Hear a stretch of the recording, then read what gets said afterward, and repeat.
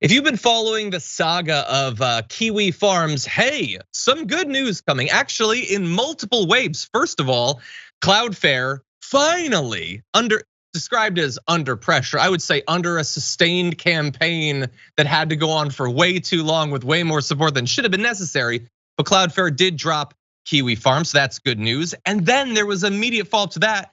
Within 24 hours of the site moving to Russian servers, apparently it's been booted from that too. And so the actual future of Kiwi Farms remains very much an open question at this point. And we want to give you a little bit of an update from Clara Sorrenti about this. Says, we won, Kiwi Farms is dead. That was in response to the initial development with Cloudflare. We've talked about this story multiple times on the show, but in case you haven't been following, back on August 5th, Sorrenti was the target of a swatting attack that led to London, Ontario police wrongfully arresting her, repeatedly using her dead name while sticking a rifle in her face.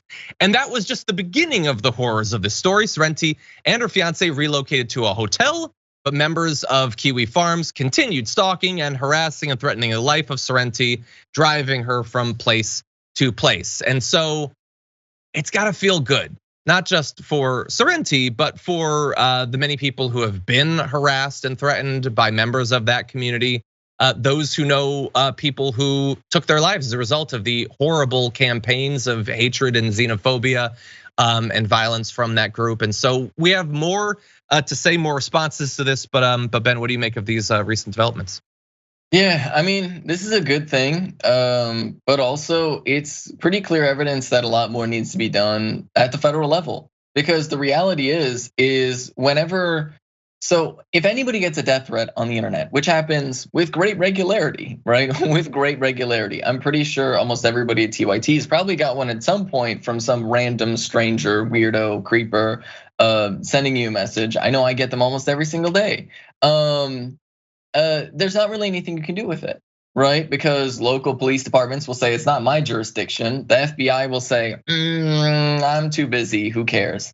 And fundamentally, all of the institutions that we have around policing, public safety, you name it, are more interested in arresting nonviolent drug offenders for basically no reason, as opposed to actually dealing with this huge amount of people that just make their whole identity just making death threats on the internet. And so fundamentally, at the end of the day, as long as people are getting away with it, they feel perfectly comfortable doing it. And it's not that we don't have the technology, it's not that we don't have the ability, because we definitely do have all the technology and ability that you would possibly ever need to actually track down people and arrest them to get them to face consequences. It is just that the institutions that are in power and the political leaders that control those institutions have very little interest in protecting marginalized people from vigilantist violence. And that is the sort of sad reality that we have to put our hope and faith in capitalist institutions like Cloudflare to maybe take down the websites where people are organizing this. But fundamentally, this isn't gonna stop being a problem until we have a real response to actually like indicting people and arresting people whenever they make a death threat on the internet. Yeah, you're totally right. It's like it's one of those weird things where the news can be good, but even in having to exist, it's got this very dark side that it took. So let me jump ahead a little bit. So this account, Catboy Lurking, tweeted at Keffels, just showed a generation of disaffected trans kids on the internet that organizing and uniting behind a single cause can make us a genuinely formidable force against the groups that are materially harming us. I really hope this sticks with us. So that's a good message. But then also that it has to exist at all is insane. And this is the sort of news that I think for like a regular person who just like maybe occasionally tunes into the news, the idea that it's difficult to even understand this story because the idea that there would be a community like this is so many leagues outside of what normal people would ever spend their time doing, whatever interests they would have. The idea that you would have as this organizing principle, a desperate hope that you can drive people to take their own lives is madness. I cannot conceive of that in the exact same way that I cannot imagine killing a person myself. And yet those communities exist. And I think there's a lot of different reasons why, like Cloudflare doesn't take this seriously, why socially and politically these sorts of threats aren't taken nearly as seriously, why months and months and months of into this, like the organizing principle of the Republican Party being demonization of trans people, we still haven't caught up and understand that that's what they're doing, and historically what they're invoking in doing that.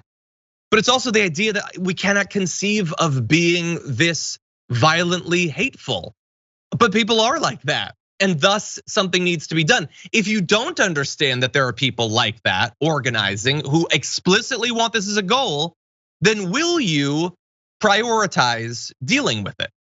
If maybe you misunderstand it to just be a difference of opinion or some bullying or something, will you prioritize it as you should?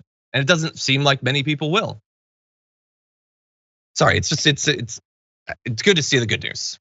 Yeah. I mean, well, and that's what's so frustrating is because like everybody tries to defend all this with like notions of free speech, right? And it's just like it goes back to what we were talking about earlier, where they try to give Republicans like this undue idea of fairness.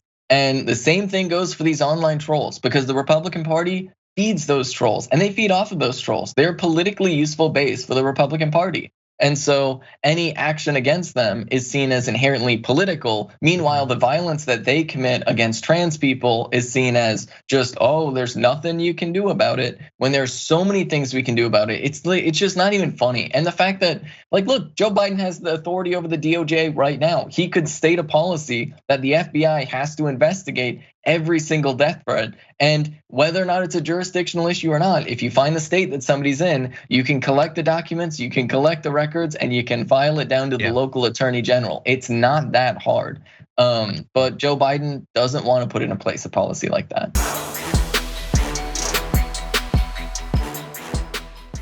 Check out the Damage Report podcast each day, wherever you get your podcasts, whether Pocket Casts or Stitcher or iTunes. You can join me as I give you the news and stories you want, with a range of co-hosts and interview guests jumping in on the fun each day. Again, that's the Damage Report, wherever you get your podcasts. And if you get them at iTunes, don't forget to rate and review. Sometimes I'll read them live on the show.